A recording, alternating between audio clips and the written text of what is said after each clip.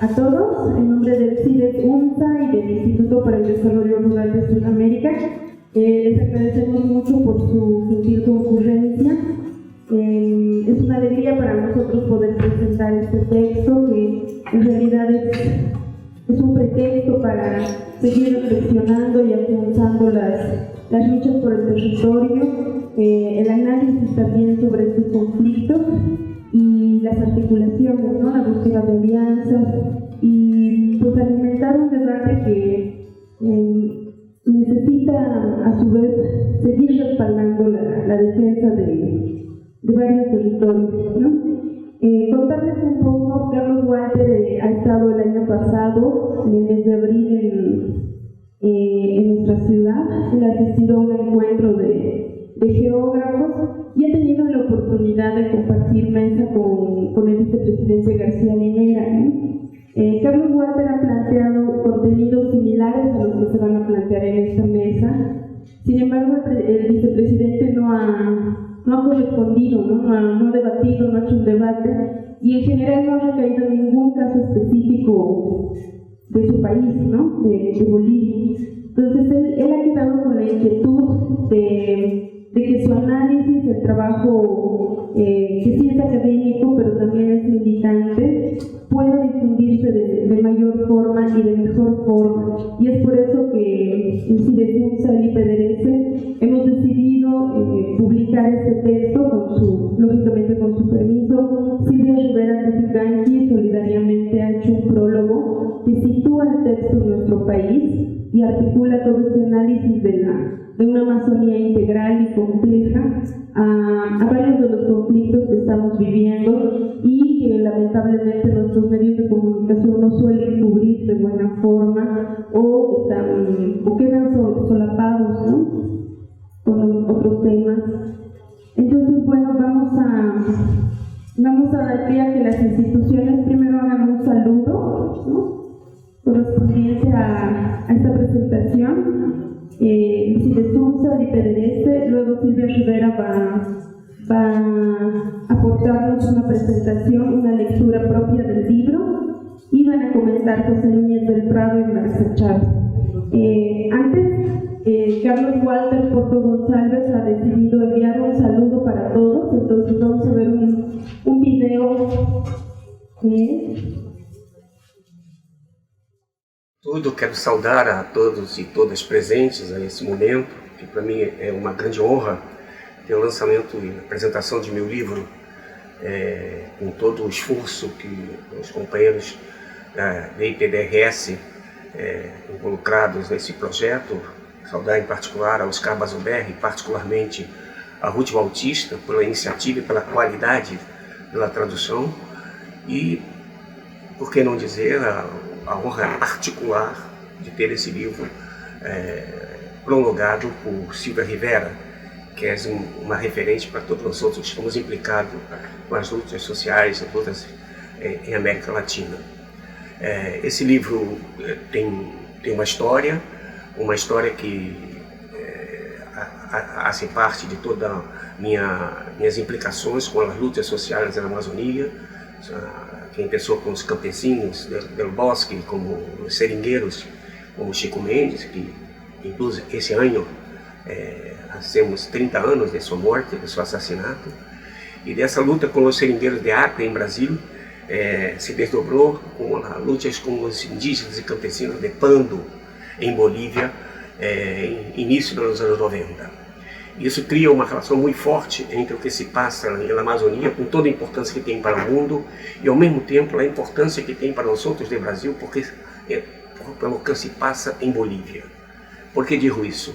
Bolívia tem 36 pueblos indígenas, dos quais 34 desses pueblos estão nas terras bajas. E todos nós outros sabemos da importância desses pueblos para pôr em debate todo o tema indígena em Bolívia, sobretudo depois da primeira marcha de 1990, que vai dar a origem a Típilis.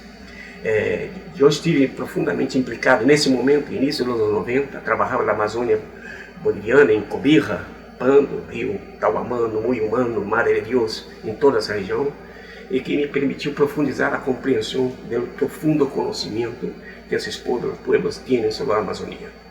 Então, o que se passa hoje em Bolívia, sobretudo com o processo político que entrou em curso, sobretudo nos anos 2000, né, que leva ao poder em Bolívia, ao governo em Bolívia, a uma composição política onde os indígenas tiveram um papel protagônico. E para nós outros, a ideia que temos um indígena protagonizando um processo político está muito lejos. Ao mesmo tempo, os indígenas de Bolívia são 34 pueblos. Em Brasil, temos 305 pueblos, nacionalidades indígenas, quase 10 vezes mais que em Bolívia. Então, para nós outros, é fundamental o destino político do que se passa em Bolívia para nós outros do Brasil. E, sobretudo, os pueblos amazônicos, pela importância que tem na Amazônia também para o mundo. Por isso, eu digo que a Amazônia está com um embate sobre uma encruzilhada civilizatória que vamos fazer nesse projeto de morte que se faz desde o capitalismo global. Ao mesmo tempo, há um conceito que me parece extremamente importante para ser devidamente analisado e criticado, que é um conceito que ha sido atraído ao debate pelo governo de Bolívia, particularmente seu vice-presidente García Linera, quando começou o debate sobre a intangibilidade do bosque, etc. Para nós outros, na verdade, na Amazônia, há uma experiência milenar para os indígenas, jamais na Amazônia foi intangível. Sempre souberam viver dos recursos, de tudo que ela oferece, de uma maneira extremamente criativa. Então, a ideia de intangibilidade não faz o menor sentido. Nesse sentido, esse livro traz um debate que me parece importante e eu vou estar cá em Brasil atento aos comentários de José Nunes e Marcha Sanches para aprender e, sobretudo, com o comentário que Silvia haverá de fazer.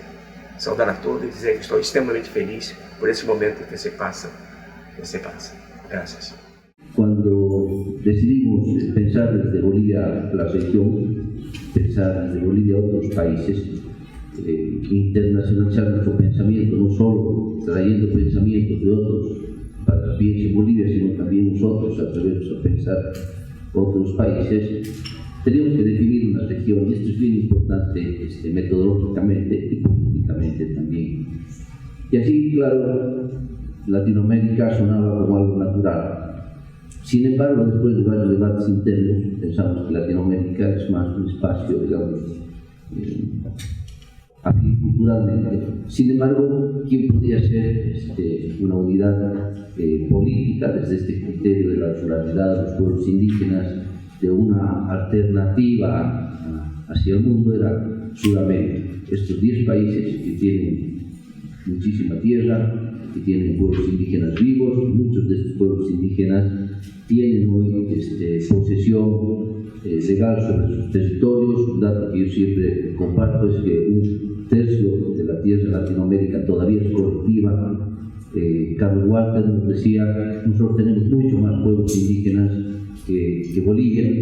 Esto es cierto, y en términos de territorios indígenas también. A veces nosotros cantamos por la titulación de los territorios indígenas, pero ciertamente los territorios indígenas titulados en Brasil para pueblos indígenas, que no llegan al 30% de la demanda de los pueblos indígenas de sus quilombolas, los ya titulados superan en superficie el territorio nacional de Bolivia. Entonces imagínense ustedes la dimensión que tiene esto. Y las amenazas también son muy similares. Los primeros estudios que hicimos en el instituto consistían en empresas que invierten en todos nuestros países, ¿no? Invierten en soya aquí, en Bolivia en ganadería, en todos estos cultivos, y ellos tienen un razonamiento muy práctico. Dicen, nosotros al invertir en varios países estamos disminuyendo el riesgo climático y el riesgo político. Si hay un cambio político en un país, quizás perdemos estas inversiones, pero en los otros países las resguardamos.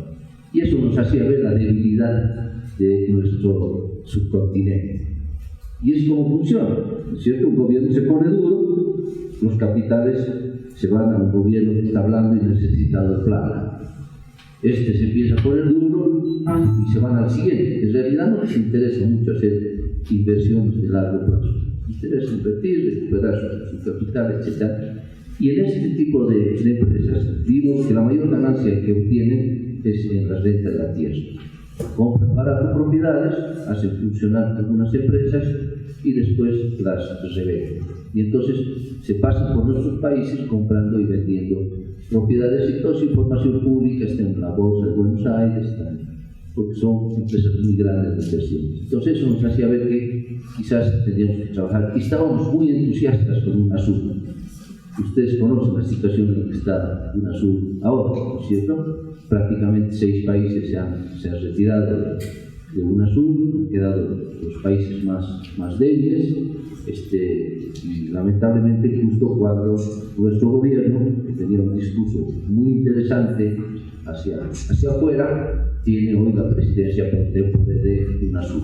No, de UNASUR son 4 países. Y nosotros veíamos con mucho entusiasmo porque había varios gobiernos, casi todos, en realidad, que coincidían políticamente.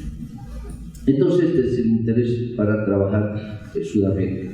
Vimos con mucho interés trabajar desde los gobiernos. La verdad, perdimos como 2 o 3 años detrás de estas cumbres de gobiernos, estas cumbres de presidentes, y todo eso realmente inútil. O sea, ahí no hay nada, no se dicen palabras, se firman acuerdos, la gente aplaude, termina con un bailecito, y pasó. Se acaba y a esperar la próxima cumbre, y todos entusiastas a ir a la siguiente cumbre. Nos agotamos, es decir, esto no va por acá. Y decidimos trabajar más bien con organizaciones sociales. Sin embargo, encontramos, también ya este conocimiento todos, que las organizaciones sociales son muy afines a los gobiernos. Y entonces, claro, tienes como el mismo esquema. Y de ahí que salió lo que ustedes tienen, allá lo pusimos para que vean el movimiento por la tierra, que trata de sistematizar casos de, nosotros llamamos vidas inspiradoras. Es gente que ha decidido retornar a la tierra o está peleando todos los días por un pedazo de tierra, por 5 hectáreas, por 1000 hectáreas, por 1 millón de hectáreas. Son casos de territorios indígenas, de quilombolas, de negros, y ustedes pueden ver ya con 180 casos que tenemos, cómo en realidad cuando lleguemos a los 1000 casos vamos a llenar el mapa de Sudamérica de procesos de resistencia. Todos distintos, todos muy complejos, hombres, mujeres, niños, jóvenes, etnias, negros, etc., ¿no? Entonces el reto es, primero para nosotros, mostrar que esto está ocurriendo. O sea, no estamos hablando de la disputa de tierra solo de hace 50, 100 años. Estamos hablando de cosas que están ocurriendo hoy en día, son disputas de hoy en día. Y algo que nos preocupa, con esto quiero cerrar, es que el horizonte que vemos en estas disputas no es que la gente va a dejar de disputar la tierra, la gente va a seguir disputando la tierra. No solo porque no tienen quizás otra oportunidad, sino porque tenemos una vocación de esta naturaleza, los pueblos indígenas. Nosotros en muchos de los relatos que recuperamos es esto, al final yo no quiero vivir en una ciudad, o sea, no quiero tener que manejar la plata todos los días para comprar agua o comprar otro. Quiero vivir en una comunidad, quiero hacer otro tipo de vida, quiero decidir sobre mis alimentos, quiero, etcétera, etcétera. Entonces son opciones personales, son opciones comunitarias, son opciones culturales, que van mucho más allá del Estado. Entonces estas disputas desde las comunidades, desde lo que llamamos la resistencia, están ahí y van a estar ahí. Sin embargo, desde los gobiernos, esta necesidad de recursos que tienen ahora con el extractivismo y cómo se están secando los pozos, está haciendo ver otra vez a la agricultura en todo nuestro continente como una opción de ingresos para el Estado. Ayer mismo en Bolivia acaban de sacar otro decreto para facilitar la importación de maquinaria, insumos, herramientas para los empresarios. Eso solo se explica si hay una verdadera vocación de deforestación de nuestro territorio, ampliar la frontera agrícola, yo digo de una manera así. Y lo que está ocurriendo es que va a aumentar la violencia. Los datos que recogemos y que están en el informe del año pasado, el informe de Tierra y Territorio, ya daban cuenta que en los últimos 3 años el número de asesinatos de dirigentes, hombres y mujeres relacionados a la disputa por la tierra se había incrementado. Y los datos que se tienen en este primer trimestre es que nos está yendo aún peor. Y lo más cruel de todo esto, los brasileños lo tienen documentado hasta el mínimo detalle, el CPT, la Iglesia Católica, es que ninguno de los asesinos está preso. Ninguno. Fueron a procesos, etc. 3, 4 semanas, 5 semanas, todos salieron libres. Entonces, esta forma de operar, ¿cierto?, la violencia de los estados de justicia, tenemos que pensarla mejor, porque si bien vamos a apoyar la resistencia, hay personas que la pasan muy duro, hay personas que mueren, hay familias. Yo francamente creo que ellos no pueden esperar que avancemos o progresemos tan lentamente en los procesos globales como los que a nosotros nos inspiran. Muchas gracias.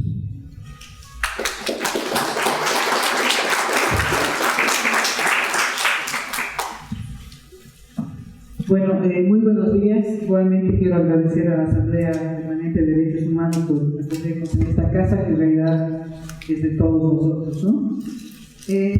Me han pedido que hable sobre la participación de la academia en la compleja disputa por el territorio y los recursos naturales. Yo quisiera comenzar diciendo que no me gusta mucho la palabra academia, porque justamente tiene un tono, desde mi punto de vista, señorial, ¿no es cierto?, que opaca la posibilidad de una interacción más fecunda entre el trabajo intelectual y el trabajo manual.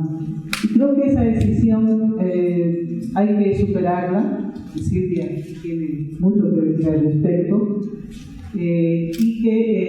pero de todas maneras es un concepto que se ha construido en la modernidad, y a partir de eso acompaña los procesos de decisión en el trabajo manual y el trabajo intelectual que se ha producido en este contexto. Haciendo referencia a ello, o sobre ese punto de partida, una cuestión que hay que señalar para quienes hacemos ciencias sociales en el país es que este libro y la reflexión que acompaña, más por supuesto las luchas que están detrás de ello, efectivamente supone un gran desafío para las ciencias sociales y humanas a nivel general. Digo esto porque en realidad las ciencias sociales y humanas, tal como las conocemos hasta ahora, se han constituido como un soporte reflexivo y argumentativo de la sociedad moderna. Acompañan la construcción de la sociedad moderna y de sus instituciones, entre ellas fundamentalmente el Estado-nación, ¿no es cierto?, que se constituye sobre la base de la argumentación que construyen las ciencias sociales y humanas, como aparato institucional, digamos, sobre el cual reflexionamos y por lo tanto legitimamos su vigencia, ¿no? Y junto con ello, elementos constitutivos también del Estado-nación moderno, que tienen que ver, por ejemplo, con esta especie de diarquía lógica, dicen algunos, que suman los conceptos de libertad y de propiedad, ¿no es cierto?, para constituir el concepto al mismo tiempo de individuo moderno, ¿no?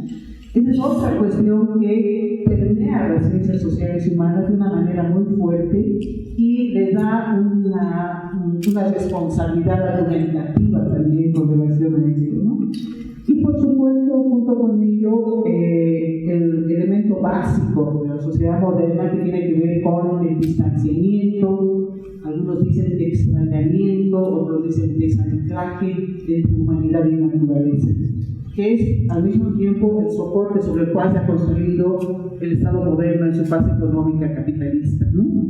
Entonces, dado este hecho histórico, el acompañamiento de las ciencias humanas y ciencias sociales a la construcción de una argumentación que posibilita la existencia de la institucionalidad moderna con estos elementos, el desafío a partir de la gran movilización indígena, de todo esto que nos está planteando Carlos Walter, tiene que ver también necesariamente con un replanteamiento de las ciencias sociales humanas. Es decir, si estamos conscientes que hemos acompañado de esta manera la construcción de la institucionalidad moderna, estamos también conscientes de la necesidad de replantearnos desde las ciencias humanas esa construcción, ¿no? Y creo que acá hay elementos centrales y el libro nos da una pauta fundamental al respecto, ¿no? Por ejemplo, relativa al hecho de que la Amazonía es un territorio que trasciende el imaginario estatal nacional, ¿no? Las fronteras acá no caben en tanto, estamos hablando de un territorio que va mucho más allá de esa institucionalidad, ¿no? Por supuesto, es un territorio que al mismo tiempo va mucho más allá del concepto de la separación o extrañamiento humanidad-naturaleza. Acá ya Carlos Walter nos está hablando de la creatividad que existe en estos pueblos, en estos 240 pueblos, ¿no es cierto?, en torno al manejo, al dominio de su entorno para existir y persistir por siglos, ¿no? Y por supuesto, detrás de todo eso al mismo tiempo la noción fuertemente instalada en nuestros conceptos modernos vinculada al progreso, ¿no? Creo que eso ya, estos pueblos nos están diciendo que esto no va más, o no va más del modo como se ha instalado en la sociedad moderna, vinculando al progreso con chimeneas, deterioro medioambiental, procesos de despersonalización identitaria, en fin, todo aquello que conlleva un proyecto de esa envergadura. Eso también está en cuestión. Lo que quiero decir con esto, ya para cerrar, es que las ciencias humanas y sociales y humanas tienen un gran desafío frente a este escenario que nos abre la problemática de la Amazonía, y por eso no es casual que estemos hablando de tensiones, de encrucijadas civilizatorias, ¿no es cierto? Creo que frente a ello las ciencias sociales y humanas tienen mucho que decir, replantearse la agenda que históricamente nos ha acompañado para construir institucionalidad moderna, y pensar en desafíos que nos obliguen, nos exijan replantearnos todas estas dinámicas. Creo que de eso se trata. Sin embargo, creo que el componente adicional sobre el que hay que pensar es cómo hacemos para que todo esto politice a la sociedad. Es decir, alrededor del concepto de Amazonía y encrucijadas civilizatorias, logremos una agregación colectiva de alto alcance, de amplio alcance, que nos lleve a politizarnos colectivamente y a hacer planteamientos de otra envergadura más allá de las ciencias sociales y humanas. Con eso concluyo.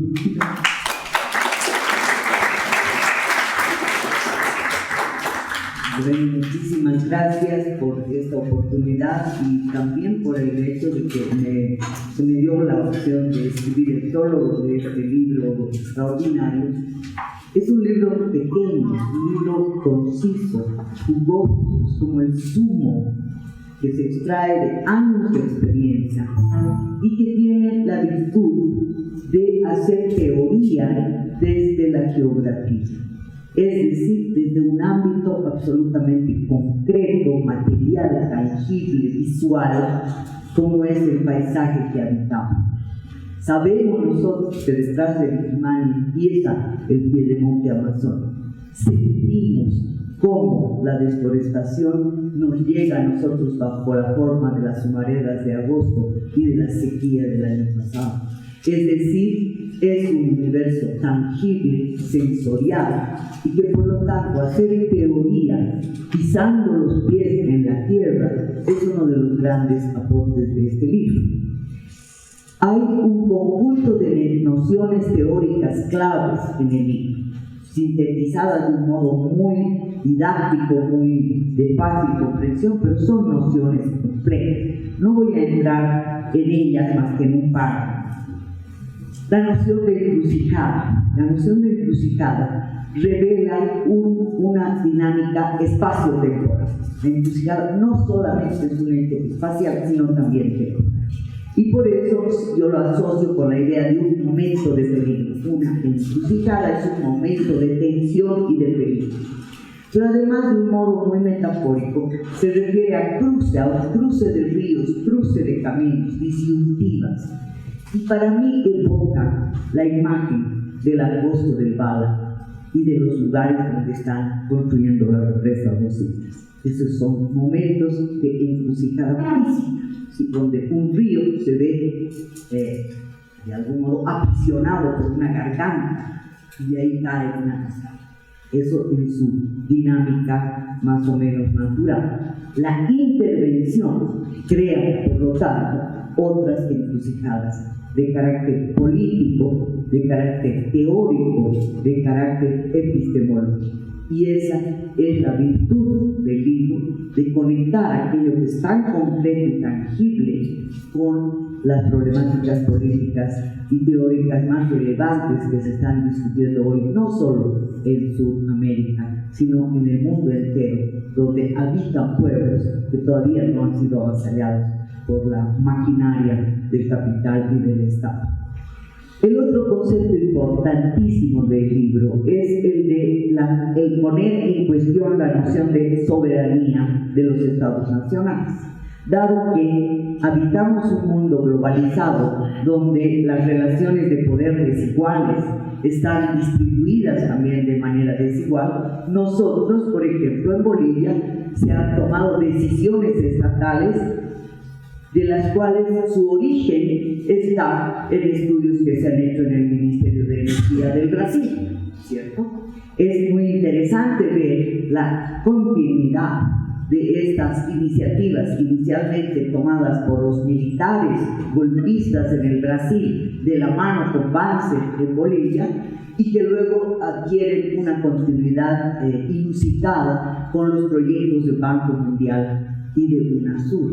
Es decir, hay en UNASUR una retoma tanto del ethos devastador, extractivista, y la mirada de la Amazonía como un objeto a ser saqueado, en militares, consenso de Washington y gobierno indígena de Evo Morales y otros gobiernos llamados progresistas.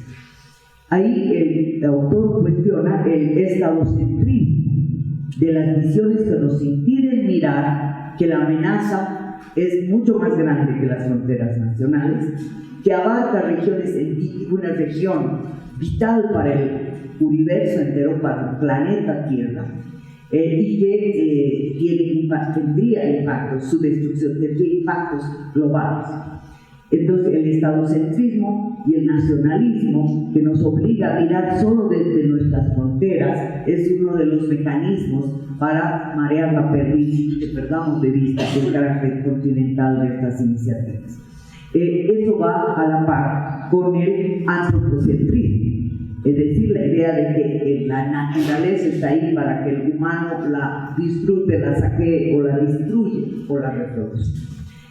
Y eso va de la mano también con el androcentrismo. El autor señala que es justamente esa visión productivista que embarca al varón de la pareja en la opción salarial y queda la mujer en el campo reproduciendo la vida. Entonces, antropocentrismo y androcentrismo van de la mano. Y él crea un neologismo muy simpático, que es eurocentrismo, para decir eurocentrismo que no se agota en Europa, sino también está en Estados Unidos. Entonces, eurocentrismo es uno de los muchos neologismos que me parece muy simpático y a la vez muy comunicacional, o sea, comunica intuiciones, percepciones, atrevimientos teóricos del autor. Y en cuanto a la soberanía, es necesario recalcar la falta de soberanía intelectual de nuestros gobernantes, porque el desprecio que tienen al acervo de conocimientos y praxis que revelan otra forma de relacionamiento con la selva, con los animales, con las plantas, con los ciclos del agua, etc. De estos 248 pueblos, de 240 pueblos que hablan 180 idiomas en la Amazonía. Cada idioma es un acervo de conocimientos y de relaciones con el mundo, con el entorno, con los espíritus, etc. Y frente a esto se siente una amenaza de violencia, de depredación y de crueldad estatal, que la hemos visto en Bolivia, en Tacobomora, en el Tigris y en todas las represiones que se han hecho a las movilizaciones en defensa de la madre tierra, es decir, en la exigencia de que el Estado boliviano cumpla su propia constitución y también su ley de la madre tierra. Me parece otro aporte importante de Carlos Walter el hecho de que hace una crítica matizada, inteligente, astuta a la al ecologismo light, al ecologismo de moda, ¿no? Que en realidad busca naturalezas prístinas para el placer, para el disfrute visual, para mirar animalitos raros, etc. A este ecologismo es al que el vicepresidente le ha puesto en la misma bolsa con todas las movilizaciones de mujeres, de hombres, de jóvenes, de gentes de la ciudad, que nos hemos puesto a la defensa del TIGNIS y de los territorios amenazados, como si todos fuéramos parte de ese ecologismo, no diríamos de escritorio, ¿no? Sino de sala jailona de una casa donde se disfruta las cosas y los paisajes, y sin embargo se convive cómodamente con el capitalismo depredador.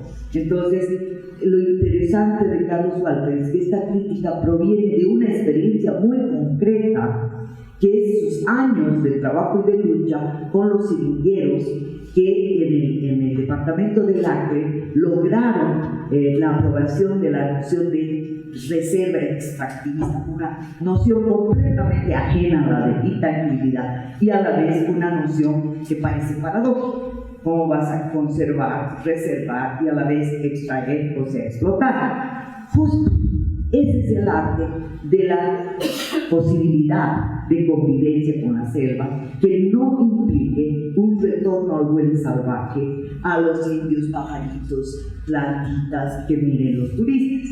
Es esa cualidad inventiva, imaginativa de los seringueros de Chico Méndez la que nos revela que es posible una forma eje de habitar la selva, en alianza con los indígenas. Los caboclos, los mestizos, los migrantes hicieron un trato de explotar la siringa, o sea, la goma elástica y la castaña, de un modo en que no destruyan el total de la masa arbórea, que es lo que venían haciendo los ganaderos para dejar liso el terreno para la entrada de sus tractores, topadoras y finalmente sus vacas y su soya.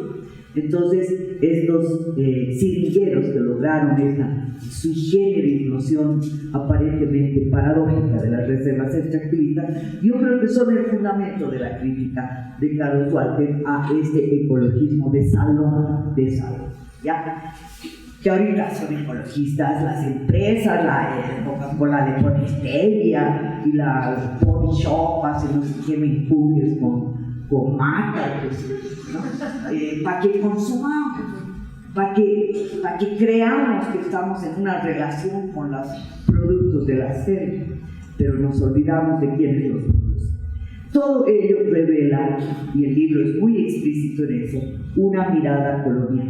Pero a mí me interesa sobre todo recalcar esto de la continuidad con el IRSA, ¿sí? Es decir, el IRSA como continuidad de la primera fase de irrupción en la Amazonía a través de carreteras y de explotación petrolífera en la época de las dictaduras militares, sucediéndose a ello el consenso de Washington y el asumir un portafolio de proyectos por parte del Banco Mundial y el Banco Interamericano de Desarrollo, que generan un paquete de proyectos el año 2000, en plena etapa neoliberal. Estamos aquí con el gobierno de Vance, y esto se queda como en el telón de fondo de la opinión pública, porque los proyectos ya estaban en marcha y las alertas a la destrucción recién aparecen con las marchas, particularmente la del TIGNIS en 2011, porque en 2010 todo el portafolio de proyectos es asumido por UNASUR.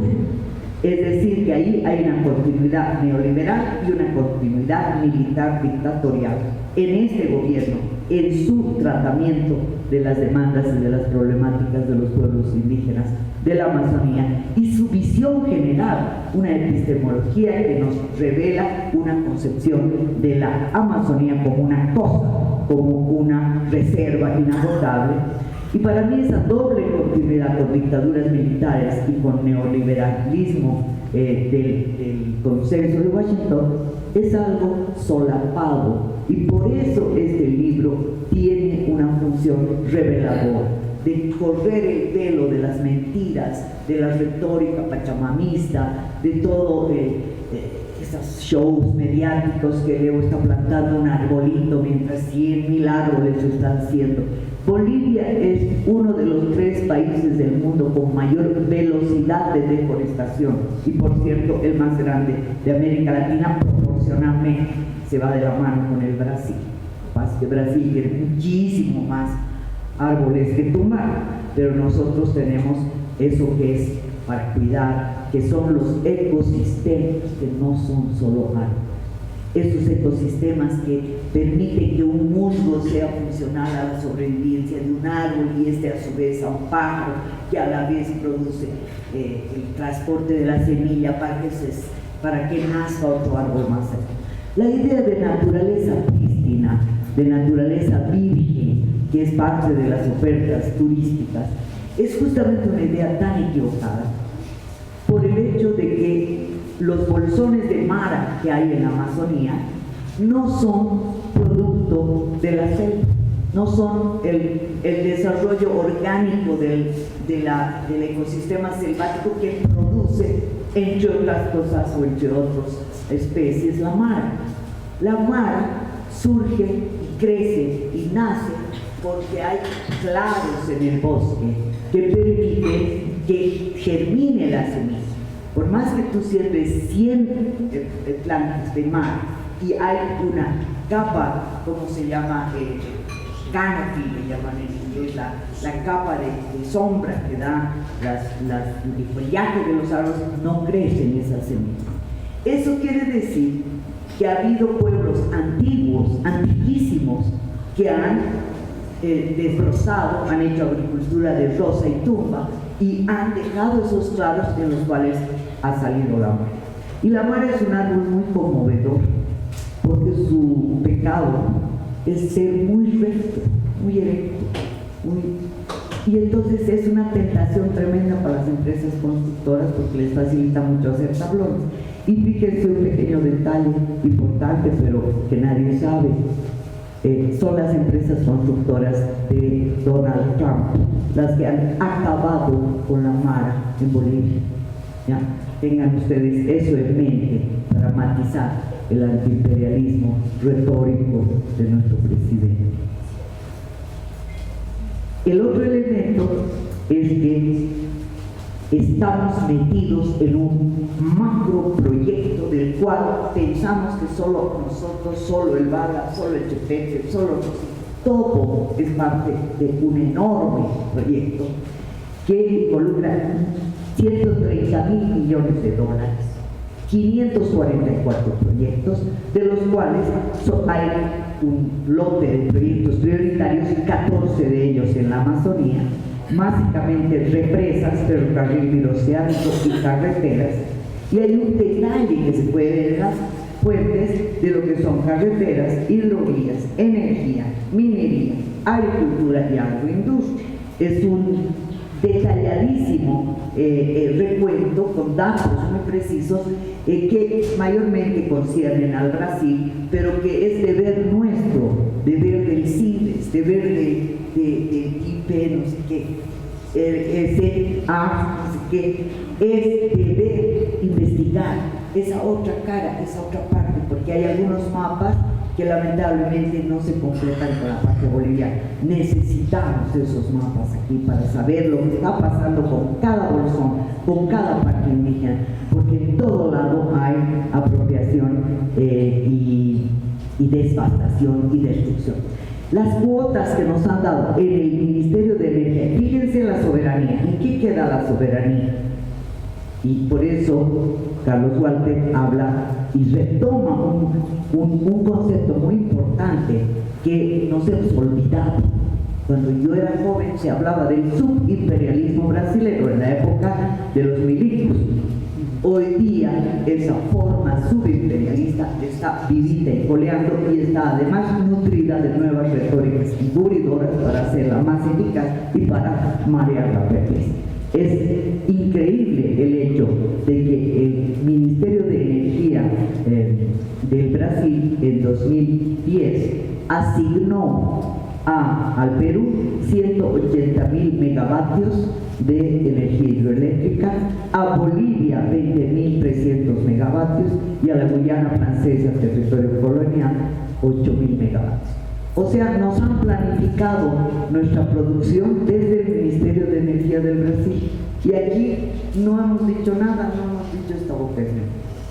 UNASUR además se transforma en un aparato altamente operativo, con capital propio y con capital chino. Y entonces se genera el COSIPLAN, que es también poner el Consejo Sudamericano de Integración y Planificación, que es una forma de poner eso ya de una vez en marcha. De ahí es el apuro de hacer rositas sin permiso de nadie, de meterse en el Bala y el Chepete sin permiso de nadie, de liquidar el Parque Natural de Tariquía.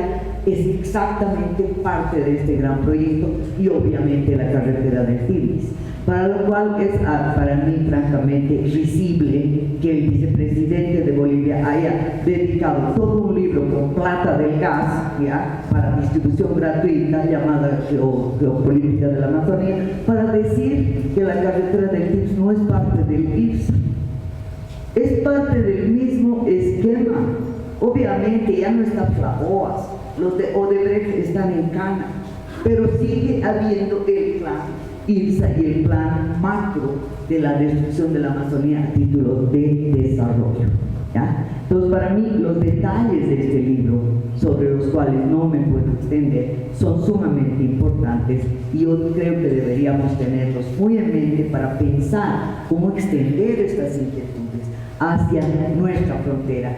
De hecho, un estudiante de Carlos Walter, Nilson Betancourt, colombiano, que ha estado en Bolivia, ha venido a nuestro centro, etc., ha hecho 3 videos con cada uno 3 de los proyectos de este macroproyecto. Ha hecho uno sobre Bolivia, Tigris, otro sobre Perú y otro sobre Colombia.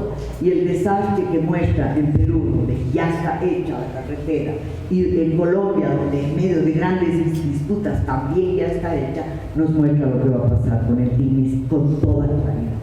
Y de todas maneras también yo celebro el trabajo de Carlos Huartel como pedagogo en la Universidad Fulminense y entonces formador de geógrafos críticos que están haciendo investigaciones muy relevantes en todo el país. Él retoma un concepto, aunque no lo cita, de un colombiano, Antonio Albán, que es el de reexistencia. Y yo lamento mucho, está un poco mal traducido acá.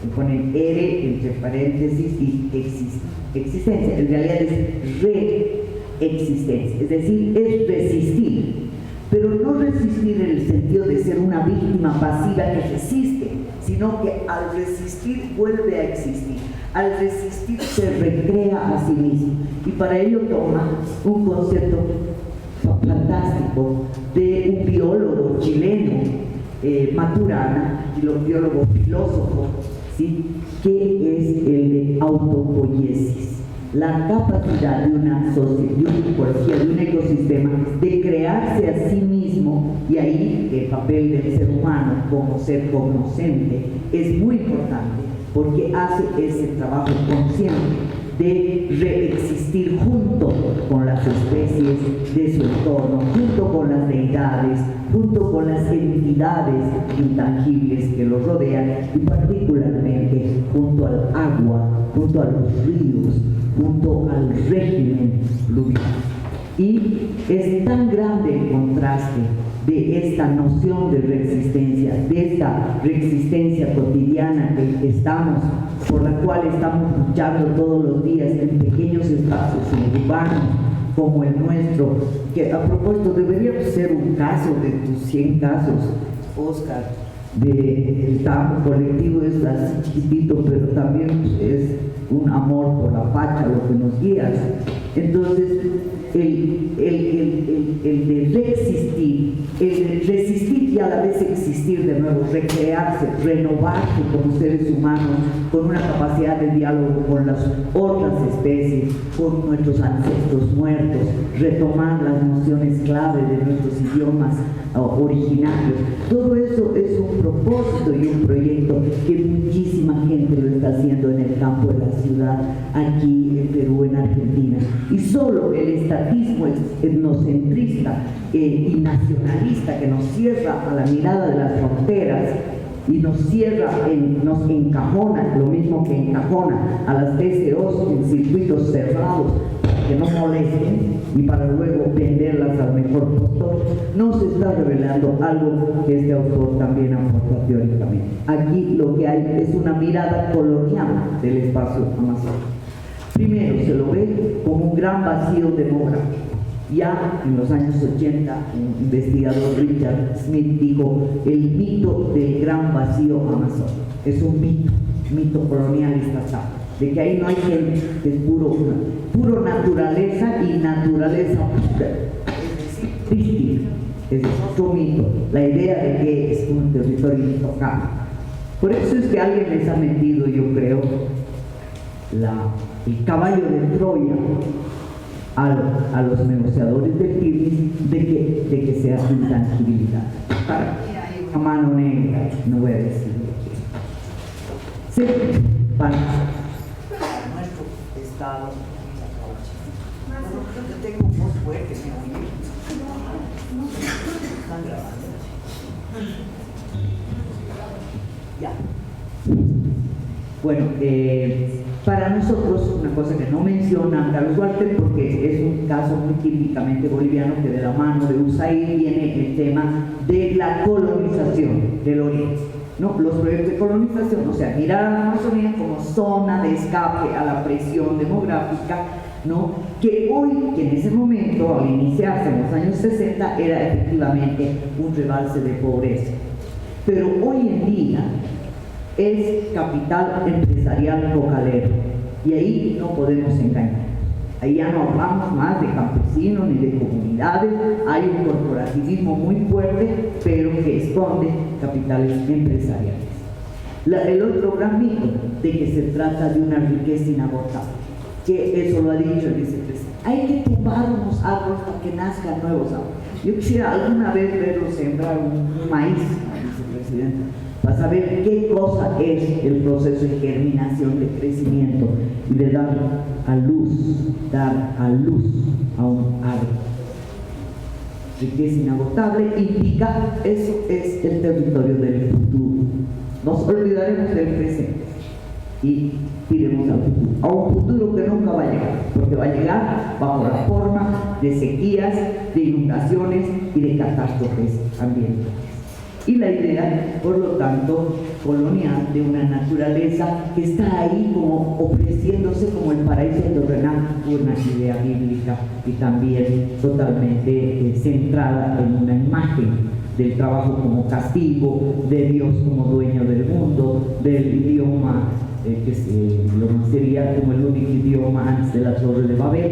Todos esos mitos eurocéntricos están siendo desmontados por este libro y también por nuestra experiencia como personas inquietas por esta problemática, dolidas por lo que está pasando y sobre todo indignadas e indignados por el cinismo estatal de que, por ejemplo, el Día de la Madre Tierra, el vicepresidente levanta la reserva de Tariquía para la explotación. Como homenaje a la Madre Tierra, abre las puertas a la explotación petrolera bajo un concepto que yo llamo mesmérico, hipnotiza. Nos hipnotiza con un concepto. Nos dice: el bien público es lo que interesa. Es decir, que los recursos, entre comillas, recursos naturales, otros términos muy que yo creo que hay que desmitificar, la idea de repugnante que es para todos los bolivianos, bajo la forma de la IDH, pues de la renta petrolera, que no llega con bonos, con capacidad de consumo y punto. No hay posibilidad de sostenibilidad ni de reproducción de ese dinero, se agota, algún rato se agota. Y entonces esa idea de que el bien público está por encima del bien común, teóricamente una distinción sumamente importante.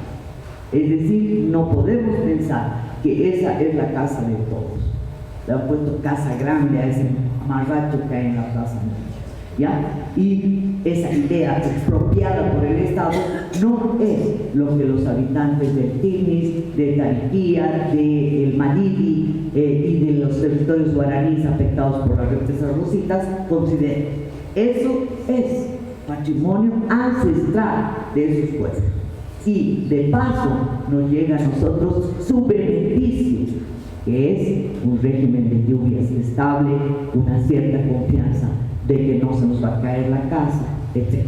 Entonces, obviamente, todos estamos comprometidos, pero el bien común es de los pueblos indígenas y nosotros, en nuestra India interior que tenemos ahí, lo vamos a luchar y lo vamos a defender para resistir la mirada colonial del Estado, que es la que ha generado desde los años 50 este esquema depredador llamado desarrollismo y extractivismo. Muchas gracias.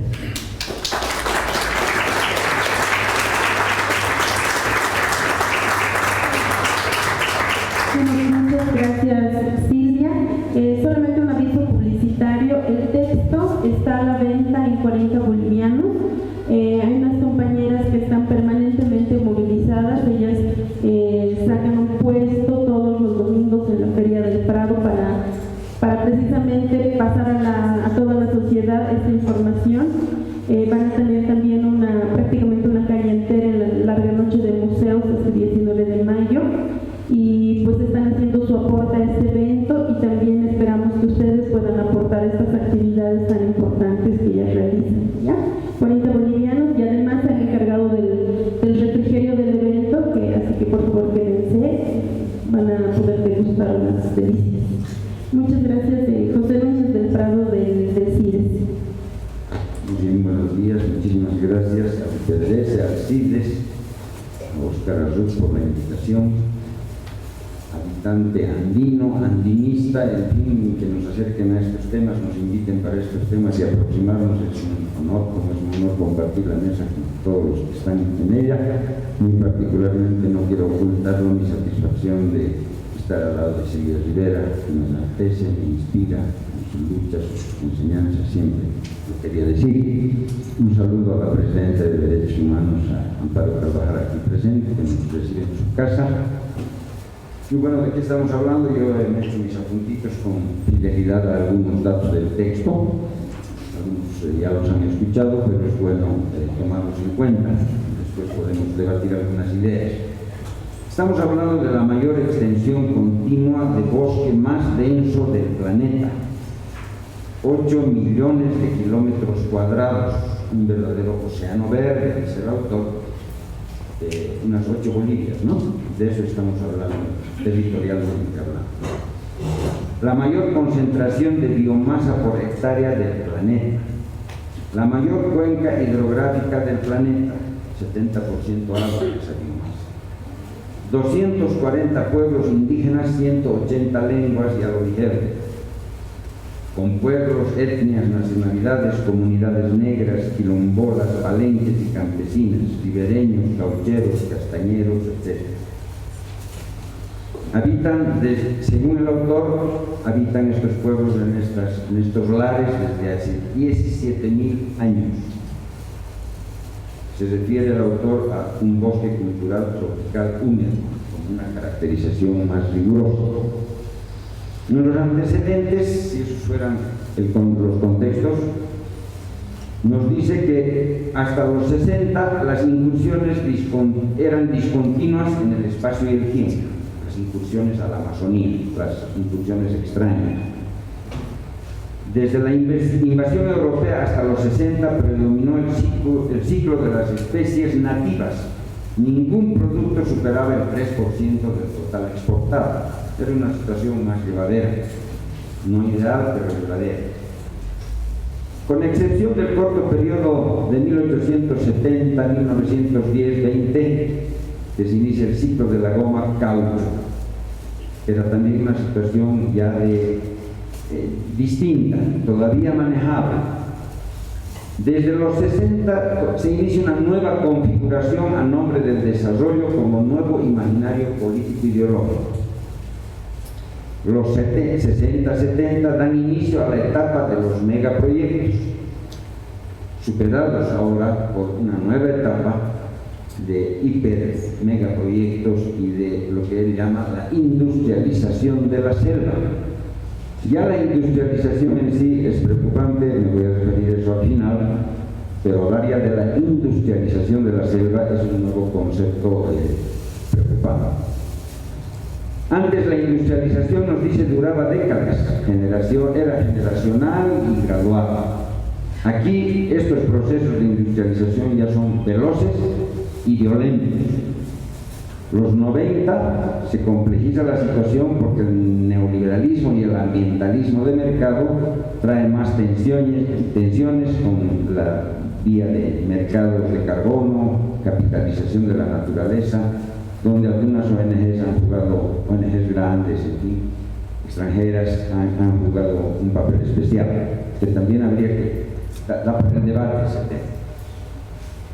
Algunos datos que se han dicho muy rápidamente, pero que yo quiero contribuir para fidelidad con los datos del autor. En carreteras y hidrovías, la característica de la etapa de los 60 adelante y después de la hiper mega industrialización, construcción de carreteras, hidrovías, ferrocarriles, puertos. Correlación directa que encuentra el autor entre la construcción de esas carreteras, etcétera, y la deforestación. En los últimos 30 años, más de 70 millones de hectáreas de bosque tropical amazónico derribadas. 9% de la región, 19% del Brasil. Entre el 78 y el 2016, el área desforestada aumentó 50 veces, es decir, en los últimos 40 años, 49 veces más que en toda la historia de la Amazonía. En hidroeléctricas, con una magnitud y escala de transformaciones y de reorganización espacial imposible sin aumento de la energía. La industrialización de la selva y del planeta y de la región requiere más energía. La demanda energética es función directa de la urbanización mundial y la Amazonía, que tiene una intensa urbanización en los 30, 40 años, incrementa esa situación. Hasta el 2012, en la Amazonía había 171 hidroeléctricas, pero la mayoría, 120, eran pequeñas, de las que se dice con las que se puede trabajar, por lo menos ver su perspectiva. Para el 2020 se perfilan otras 246 hidroeléctricas, la mayoría grandes, 79 en Perú, 60 en Ecuador, 10 en Bolivia, 2 en Colombia. De las 17 muy grandes de esas, 10 están en Perú, estarían en Perú, 5 en Ecuador y 2 en Bolivia. Represas como las de San Antonio y Girau son parte de la hidrovía del río Madeira e implican más de 4.000 kilómetros de hidrovías en Bolivia, por ejemplo, o van a implicar. El Brasil tiene el 60% de la Amazonía. No tiene una unión directa con el Pacífico y eso explica sus aspiraciones y el plan IRSA, famoso, de integración interamericana. El IRSA contiene 10 ejes de integración, 5 de ellos incidiendo directamente sobre la Amazonía. Ya no se habla de región, en este caso de una región integrada, geosistémica, sino de ejes y corredores. Estos son aportes del autor. País de paso, continente de paso, en fin, ya no región, sino ejes y corredores. donde el flujo es más importante que el espacio y el tratamiento del territorio y la territorialidad. En petróleo y gas la situación es grave. El ejemplo es el fracking a profundidades mayores, como en los océanos y mares, como está sucediendo en Alaska, en el Ártico y el Antártico y la subregión andina amazónica hoy. Hace muy poco se ha anunciado por parte de nuestro ministro y el presidente que el fracking también se inicia en Bolivia, hay que recordarlo. En la Amazonía hay 327 lotes petroleros con 1 millón de kilómetros cuadrados, 14% de toda la superficie amazónica. 80% de ellos, 263, en la Amazonía andina, donde habitan la mitad de los pueblos indígenas del Amazonas. De esos 327 lotes, solo el 25% actualmente están en explotación. O sea que la expansión y el impacto recién se inicia, recién lo vamos a sentir y ver en toda su dimensión. 71 empresas petroleras hay en la Amazonía, mayormente estatales y grandes corporaciones tradicionales, con gran concentración de capital como Pluspetrol Argentina, Petroamazonas Ecuador, Perenco de Gran Bretaña y Francia, Petrooriental de China. Con mayor prospección estarían Petrobras de Brasil, Talismán de Energy Canadá o GX Petróleo y Gas Limitada de Brasil, Burlington de Estados Unidos. En minería, con un sentido más privado que estatal, la situación es igual preocupante. En la Amazonía hay 53.000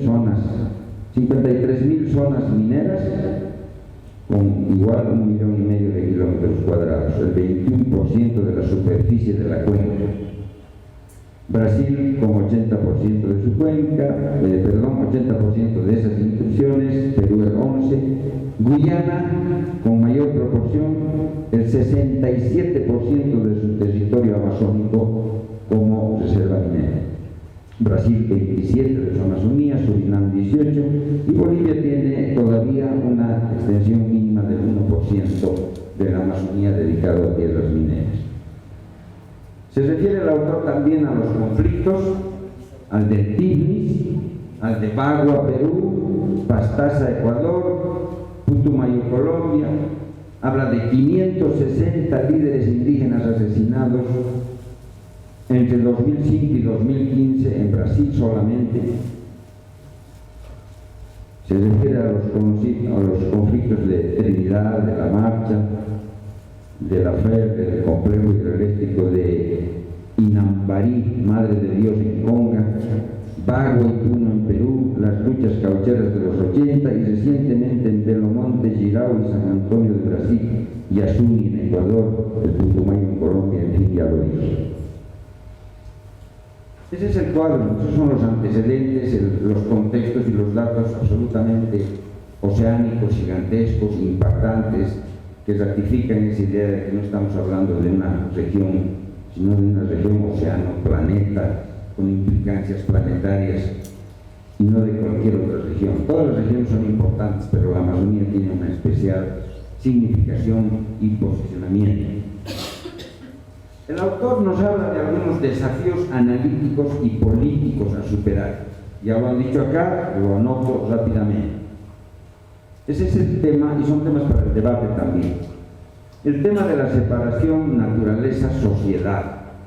Esa epistemología occidental, colonial, en fin, en la que se nos ha educado y que aquí se ha dicho antropocentrismo, androcentrismo, en fin.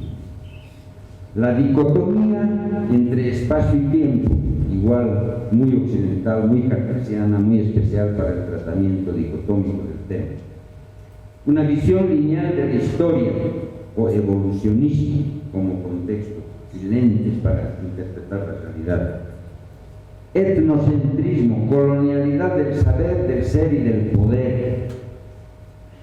La Amazonía como naturaleza prístina y la intangibilidad como si eso fuera cierto y como si eso fuera posible. Hay una ley de eso en Bolivia. La Amazonía vista como vacío demográfico, como reserva y fuente inagotable de recursos y como región del futuro. Y también la discusión que pone el autor sobre los suelos, ¿no? Esa discusión de ver a la Amazonía desde el mundo andino, por ejemplo, en nuestro caso, trabajarla, mirarla. Tenemos la mayor parte del territorio amazónico, nuestros recursos son mayormente forestales, no los trabajamos bien, pero además los trabajamos, los miramos e intervenimos con una mirada andina, ganadera, agrícola, cuando no se trata de suelo sino de humus, ¿no es cierto? Y el suelo es el soporte, pero el humus es lo que explica el funcionamiento y el metabolismo de la selva. Eso no lo sabemos tratar y es cierto. Y él dice, no se trata de suelos ricos ni pobres, son suelos específicos, especiales. Me he notado unas ideas fuerza para terminar, son varias, pero yo creo que pueden dar lugar al debate, a la discusión y pueden ser promover la lectura, el debate sobre el libro tan vital. Esta idea de que hasta los 70 estaba relativamente preservada la Amazonía, ¿no es cierto? Hay que tener una idea, no comenzó lo grave antes, por los niveles de industrialización de Latinoamérica, en fin. Que ahora hay un cambio radical en su sistema sociometabólico, que vista como naturaleza es paradigma de soporte del sistema mundo capitalista moderno, colonial, patriarcal, separada de la sociedad. Que vista como futuro no es el presente y como vacío demográfico está reservada para los de afuera. También hay una idea a discutir, que el conservacionismo ecológico genera áreas protegidas, parques nacionales, reservas biológicas como valor científico y estético, con los que él no está de acuerdo. Esta es una idea muy importante y discutible también. Tiene que ver con esto de la separación sociedad-naturaleza, pero yo no estoy seguro si una cosa es el largo plazo, la idea de sociedad que queremos construir, y otra cosa es como instrumento de lucha también de los pueblos. En la coyuntura y en el presente yo no estoy seguro si, apoyados en nuestro queridísimo Porto González, a quien conocimos en el CIDES, en el IPDS, podríamos ir a liquidar absolutamente conscientes las áreas protegidas, los parques biológicos. A largo plazo podemos entender el mensaje, pero en el corto plazo se han convertido en herramientas legales de luchas en el marco burgués, republicano, en fin, con las limitaciones del caso, pero están sirviendo de herramientas, por lo menos de compensación y de neutralización. Yo ahí sería más cauto, y esto lo pongo porque me parece de primerísima importancia. Una cosa es la teoría, el planteamiento a lo que debemos ir y discutir una nueva sociedad, y otra cosa es, por ejemplo, ese tema tan urticante y controvertido que el autor plantea respecto a las áreas protegidas, las reservas, los parques nacionales, en fin. Yo lo pongo para el debate en la mesa y me parece de primerísima importancia, con efecto político, teórico, epistemológico, en fin, porque es la práctica de la diferenciación sociedad-naturaleza y de espacio-tiempo. Habla de que esto sería la base de nuevos commodities de la economía verde, ¿no? Que están aprovechando esas situaciones institucionales para los nuevos commodities verdes de la economía verde de Paván, el hindú de Naciones Unidas y demás, que nos empaqueta hoy la naturaleza, natural conservation y demás a los que ya se han referido. Antes dice, el capital de sectores tradicionales destruye el bosque para la ganadería y otros monocultivos. El nuevo capital industrial es una nueva relación con fuentes de materia prima, referido al material genético, biodiversidad y al germoplasma. Lo que Vandana Shiva habla de las nuevas guerras de la globalización, ¿verdad?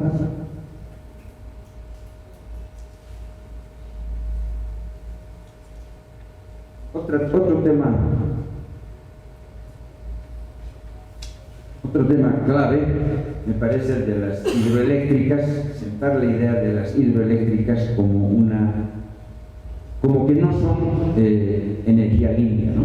Porque se nos vende la idea de que vamos a llevar adelante hidroeléctricas, el agua es un recurso limpio, genera energía limpia.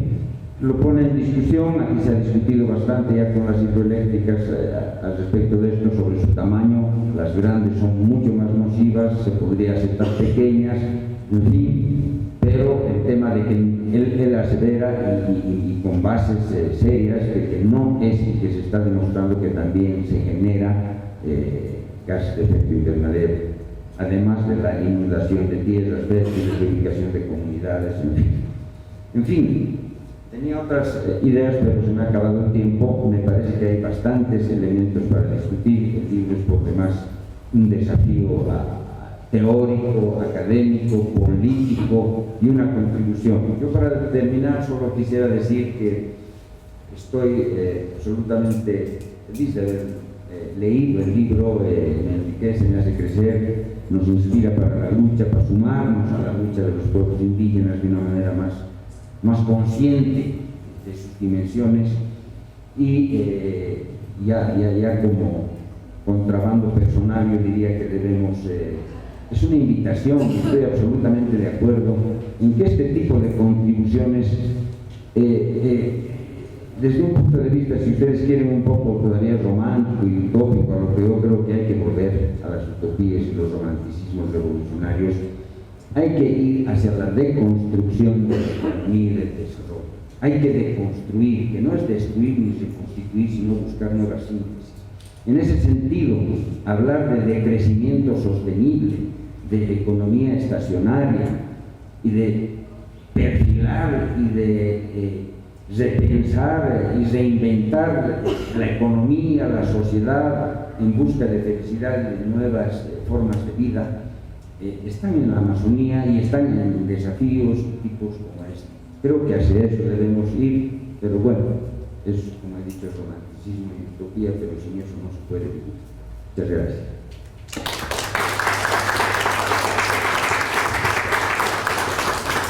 Bueno, muchas gracias al IPDS, a todos los que han editado este libro, que me parece muy importante, de Carlos Walter Pombo González.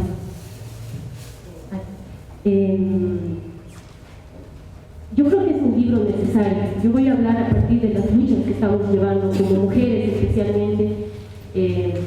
Yo puedo hablar ahora, pero hay muchas mujeres, como las que han preparado la comida ahora, que están en este proceso de lucha.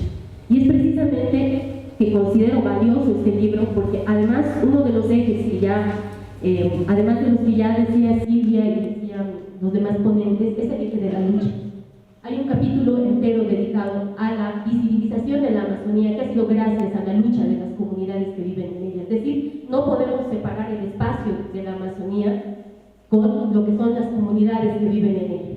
Y eso es un desafío para las áreas urbanas que también se presenta este libro. Entonces, yo considero que es un libro necesario, un libro jugoso en ese sentido, porque nos va a plantear este desafío, ¿no? Porque nos está hablando además de una devastación a escala mundial. ¿Qué significa la desaparición de la Amazonía? En este sentido, como pueblos movilizados, no puedo hablar a nombre de ellos porque ellos tienen sus propios representantes, pero sí puedo transmitir lo que hemos visto estos últimos años.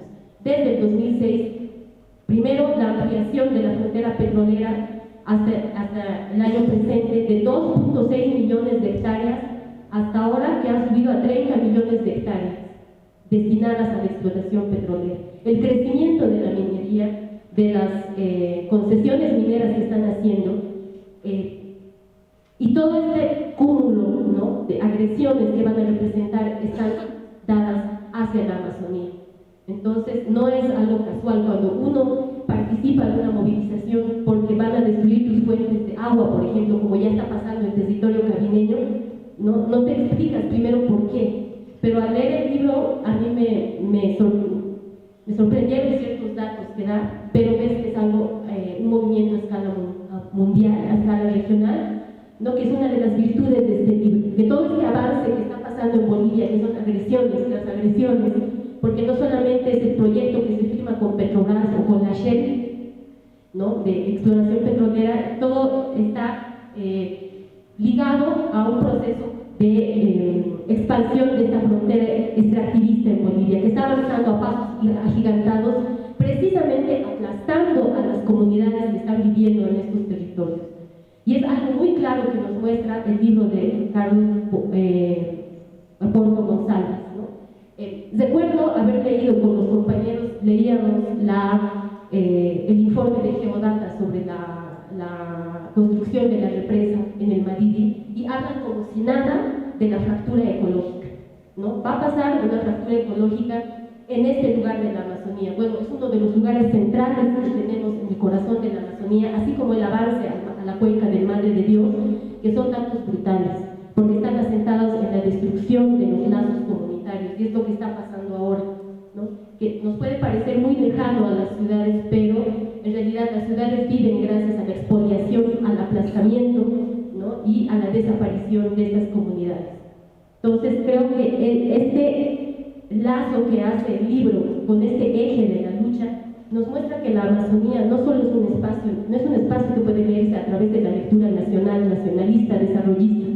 La Amazonía, nos dice el libro, es un todo metabólico, y metabólico quiere decir que puede y tiene la capacidad de resiliencia, es decir, de ante una presión externa configurarse de nuevo como un organismo vivo, porque eso es la Amazonía, para responder a esta agresión, a esta presión externa. A eso se refiere el autor cuando nos dice la Amazonía es un todo metabólico, es un todo autopoyético, que puede ser como es un concepto obviamente de las ciencias naturales, pero que se refiere a esta capacidad de grandes ciclos movidos por el sol, por el agua, por la fotosíntesis, de responder a las agresiones externas. Pero no solamente se trata de naturaleza, ¿no? Son grandes ciclos biológicos donde viven las comunidades.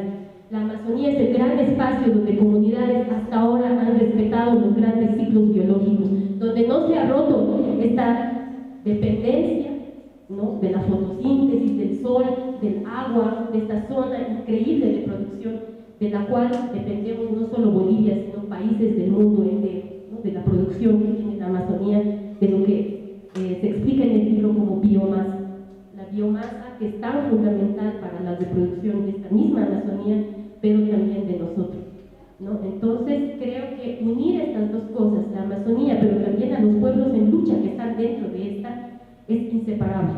Inseparable, pero que no han separado los estados nacionales, porque con esta mirada desarrollista que yo podría decir, los proyectos de desarrollo que se están ofreciendo ahora mismo en las comunidades, que podemos decir de desarrollo y otras manzanas mordidas, porque los proyectos de desarrollo no son otra cosa que manzanas mordidas, como lo habían, el vicepresidente entregó, ¿no? A una persona con discapacidades, que son limosnas, que se están dando a las comunidades. Es el mismo sentido metafórico que cuando te dan una manzana mordida, ¿no? Eso es el proyecto de desarrollo que se están presentando ahora en las comunidades, que las está dividiendo, y es una mirada desarrollista, nacionalista, y el libro nos desafía a superar esa mirada estatalista del poder colonial sobre la misma Amazonía.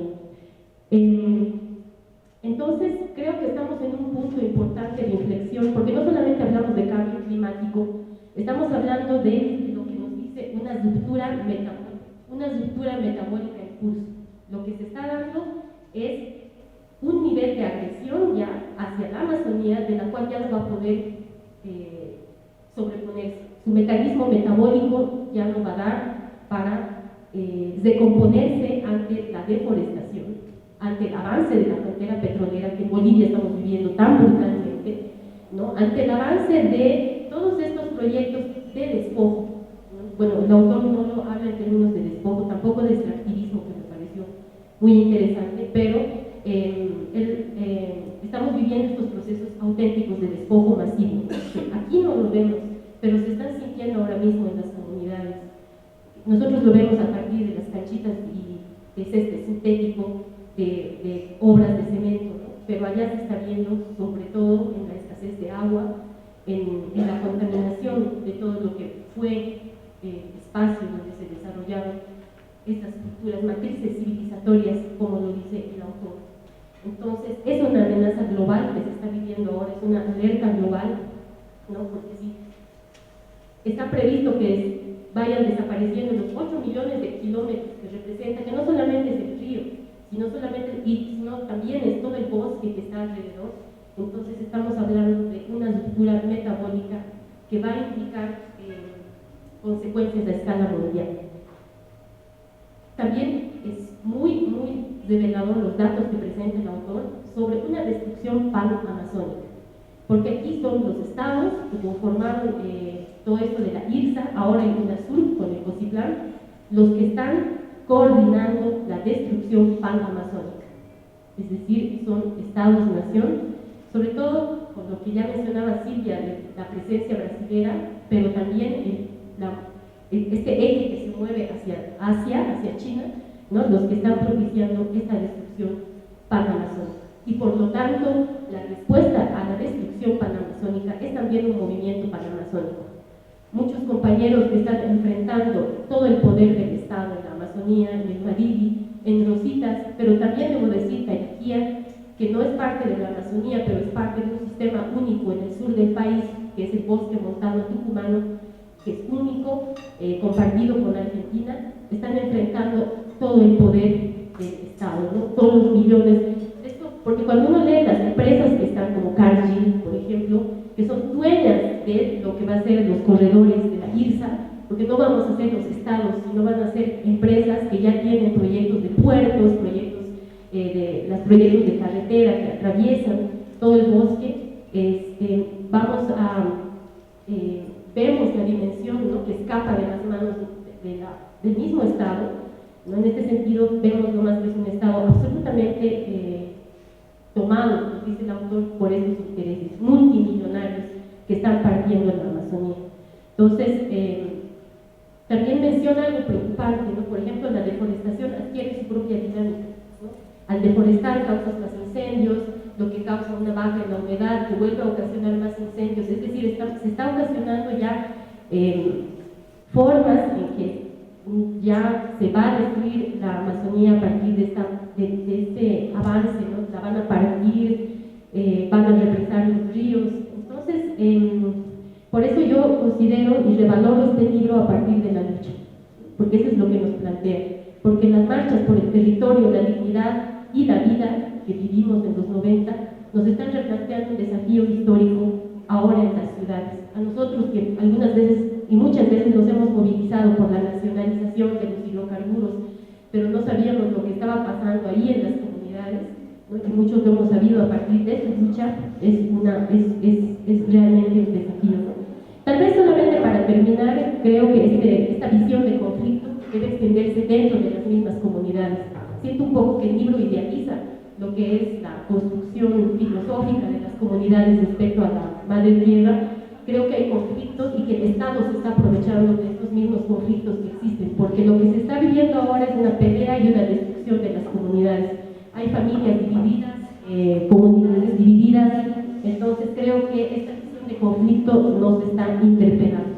Y bueno, resaltar solamente el papel de las mujeres, toda esta lucha que se está dando ante esta destrucción panamazónica que nos va a afectar a escala planetaria. Muchas gracias.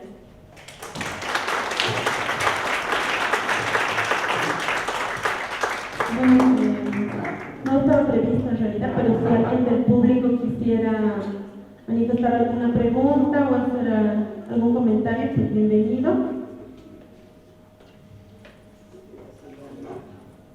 Bueno, Silvia va a hacer una yo quiero hacerles notar una cosa muy bonita de lo que han dicho mis colegas, y es el hecho de que si pensamos que nosotros, seres humanos, seres humanas, somos parte de un metabolismo del cosmos, estamos empezando a superar el antropocentrismo.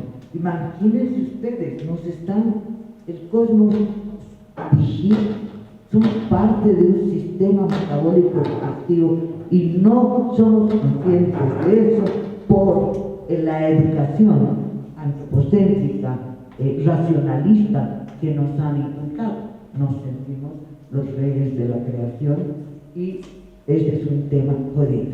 El otro tema que yo quiero llamar es que Carlos, y esto es una pequeña crítica a Carlos Walter, es que él trabaja con la idea de patrimonio, ¿ya?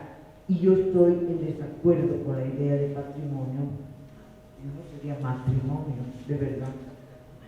ya que hemos cambiado de patria a matria, es decir, corregir al autor, porque él dice, no se va a salvar la Amazonía, como se acostumbra a decir, partiendo de los mismos principios epistémicos, políticos que devastaron todo el planeta.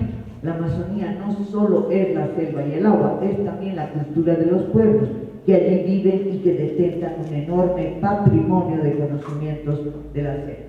Es decir, eso todavía es estadocéntrico, porque es algo que puede tomar el Estado para hacer un plan de desarrollo sustentable o lo que sea, pero yo creo que lo que hay efectivamente es un matrimonio entre la gente y la selva, los animales, etc. Una versión femenina que cuida ya la Pachamama.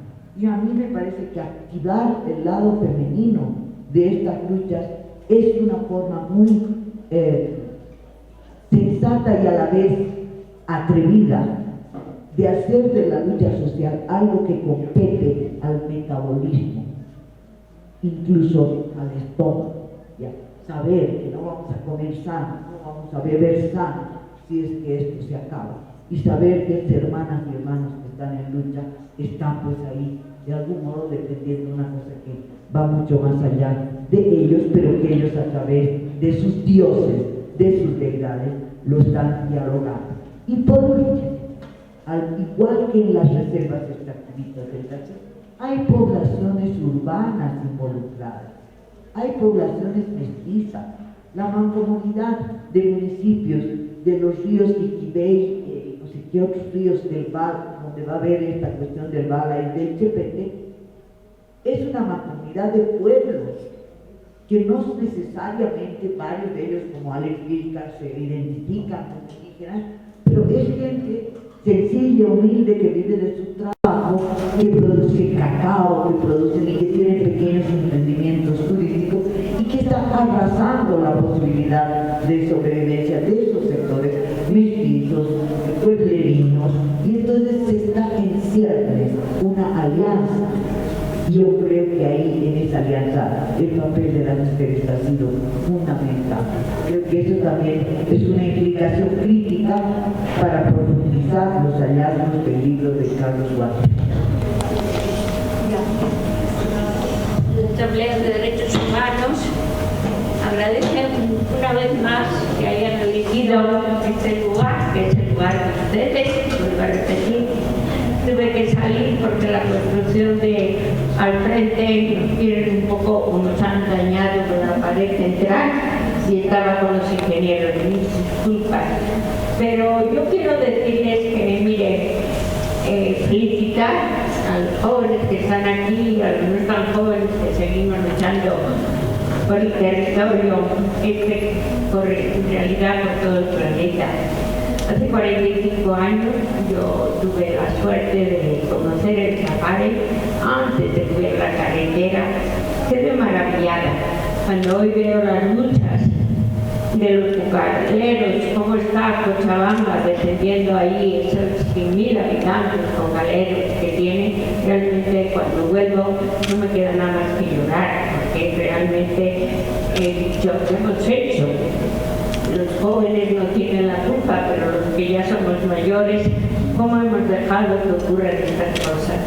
Yo vuelvo a decirle que esta casa es la casa de ustedes, que la tenemos que defender, y me alegra que hayan elegido para presentar este libro, que no lo conocía, pero lo conseguiré, lo leeré.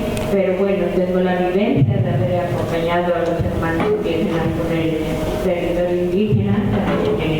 El territorio indígena era más de 1 millón de hectáreas, comprendía toda la parte del safari de Cochabamba. Y ahora cuando voy allí no me queda nada más que decir qué horror, qué horror, qué horror. Pero, ¿qué vamos a hacer? ¿Cómo nos salvamos de esta situación? ¿Cómo puede pasar? Ya lo refirió Silvia, que realmente qué horror, ir a la Plaza Murillo y ver ese monstruo, esa casa grande, qué horror, ver todo lo que está pasando con este país. Somos nosotros responsables, somos porque lo hemos dejado. Muchísimas gracias por estar aquí, por usar, que no sea la última vez que vengamos a discutir este tema y otros como que en defensa de todos. Yo estaba aquí al frente, muchas veces estoy delante y no veía a esos niños, todos están tristes. Yo creo que sí, que los niños tienen que estar tristes. Yo estoy triste ahora. El EGO se atrevió a celebrar el 9 de mayo en Oruro. Yo estaba allí. ¿Quién se acuerda de los 8 pequeños? 5 o 7 pequeños y en total 12 personas que fallecieron, entre ellos 7 niños. Y parece que podemos seguir bailando en carnaval, en feriados, en el primero, y que no nos acordamos nada de la gran injusticia, con un único detenido en la cárcel de San Pedro de Oruro, y que realmente qué injusticia, y cómo seguimos celebrando y pensando. Esos niños que vemos al frente están tristes, porque creo que todo niño y todo joven debe estar triste por lo que está pasando en este país. Gracias.